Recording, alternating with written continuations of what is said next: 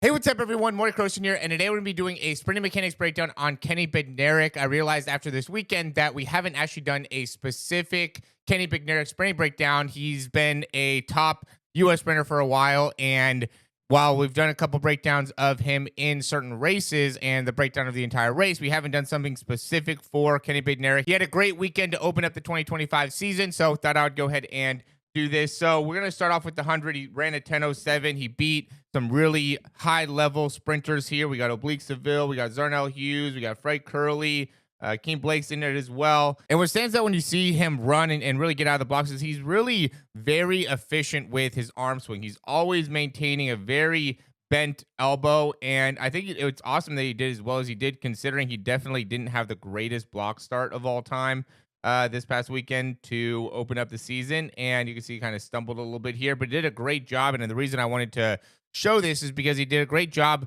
really staying with his and executing his race. He didn't let that ruin the race. He still ended up coming in first place, even though he didn't come out as good as he could. And what really stands out with his running form is just the emphasis on the front side mechanics. So as he's getting through, he does a great job of being able to get that foot into a great upright position or very high upright position within the toes, and then is creating that pull that we talk about a lot within the front side mechanics. And we'll go in the 200 to really see the amount of range that he was able to cover. So we'll see here, he gets into that extension. And I know we've talked about how we want to be able to see a little bit more of what is the angular change that they're actually going through here. And he goes from about 6 degrees upwards down to about 11 degrees. So it's close to 20 degrees, I would say, of that angular velocity or change in the range there. I would say you can maybe get a little bit more flexion, dorsiflexion, getting that foot up a little bit more. We'll see people like Usain Bolt really have, and even Safa Powell, they have really, really great dorsiflexion on the front side there, and then are still able to create that pull. But this pull right here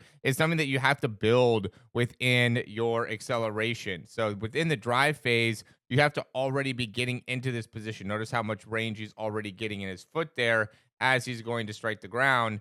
And that's, again, something that you have to be able to get going even within the first few steps. But as he's taking his first few steps, he's a little bit wide with that right foot and turned out with that right foot. We see a lot of people do this to help them in being able to get more distance per step, because the more range that you have within the feet going side to side, similar to like the squat, the more your feet are closer together when you're doing a barbell squat or a back squat, then you really have a lot less range to be able to go all the way down. Some people obviously have more mobility, so they can still get down there. But when you widen out your feet, regardless of your mobility, it gives you a little bit more space. It gives you a little bit more room within the hips to be able to work with. And it's a similar thing as you're going through the start. And that's why the block start and the back squat have a lot of correlation or similarities in terms of people that are able to do a back squat really well are usually able to get out the blocks really well. And so you want to just consider being a little bit wider within your feet as you're striking the ground. I just made a video about that as well. One of the things I'll tell people is we want this to have a very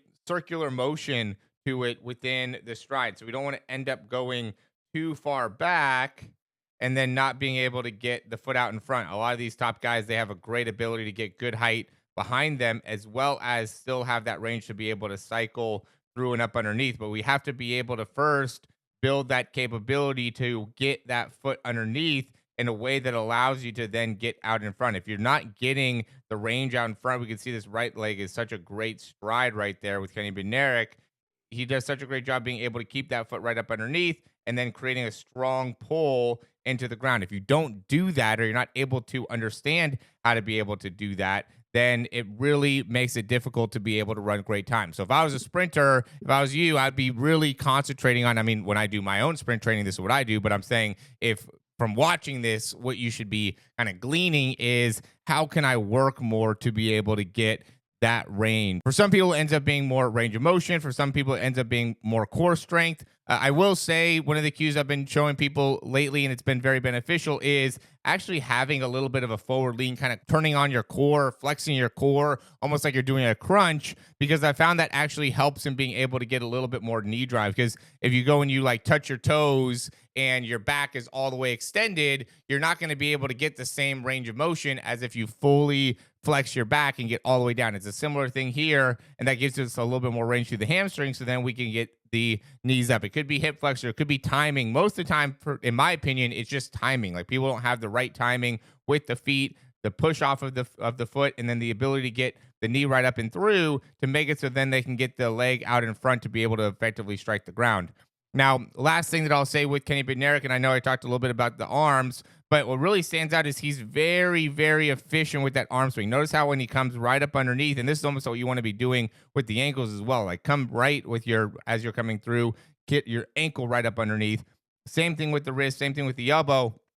Get that arm right up underneath to then get to your chin and then pull right back down. Be efficient, be effective. Don't have wasted motion with the arms. I see a lot of people that end up not being able to run as fast because they're doing a bunch of crazy things with the arms, with the shoulders, and it just makes it very, very difficult to be effective. It's all about, how can I be more efficient? How can I be more effective? How can I limit the amount of energy that I'm using that's really slowing me down and maximize the energy that I'm using to make it so I can propel myself forward? The more you can understand that, connect to that, the better you're going to be with your sprinting. So as always, guys, thanks for watching. And if you like the information, go and click that thumbs up down below. Subscribe to the channel if you haven't already. If you have any recommendations, you can leave those down below. And we have some different videos here to help you in deciding what is the next video you want to watch to help you with your sprinting.